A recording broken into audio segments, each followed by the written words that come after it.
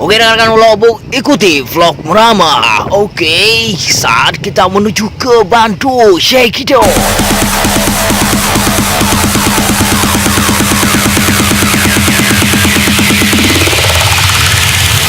I'm stronger.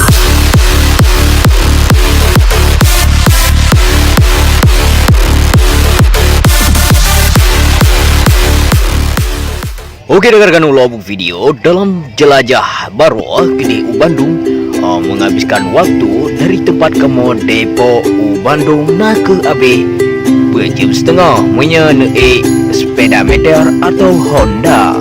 Mungkin bagi tuan-tuan rencana aja lebih baik naik motor mentang, naik motor atau naik bis yang naik situ. Oke, sebelum kita lanjut di videonya, betuan tekan subscribe, tekan lonceng dan like. She's a cold, dark night in the dead of winter. Kind of cold that.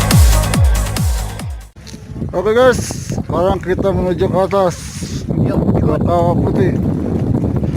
Cuacanya dingin sekali guys, sampai merinding. Yang lain udah pada bawa payung, kita nggak bawa payung, nggak usah. Hai, hai, Hai guys. hai, hai. Oke rekan-rekan, tuh saat ini kita berada di Kawah Putih Bandung, Jawa Barat. Seperti pada lihat.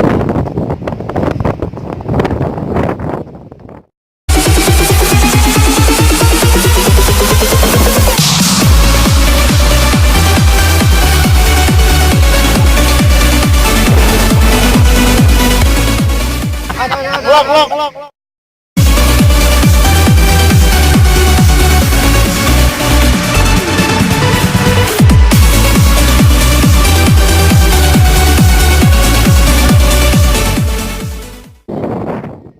Ngerti, abang ngetes lu pada doang. Gimana sih ini fotografernya?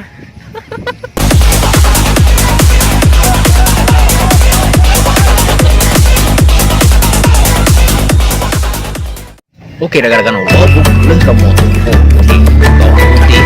Nah kerja selanjutnya kamu akan kerja Gunung Lembang, Kabupaten Perahu, benua yang terkenal nah ke Kawah Haji, Kawah Tangkuban Perahu. Jadi dari Kawah Putih Gunung Kawah Tangkuban Perahu menghabiskan 2 jam setengah. Yang hana macet, kira-kira yang macet dari situ bagus bro. Oke, shake it on.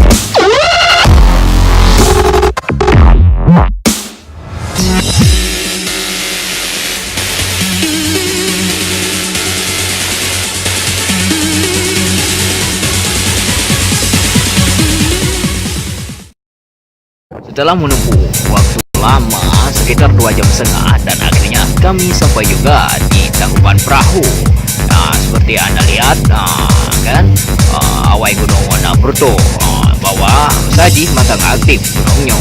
Yang awai bertuh kan lagi bertuh tumbuhan badan, tapi bertuh cukup parah waju rah temerababe orang ini wah geplu.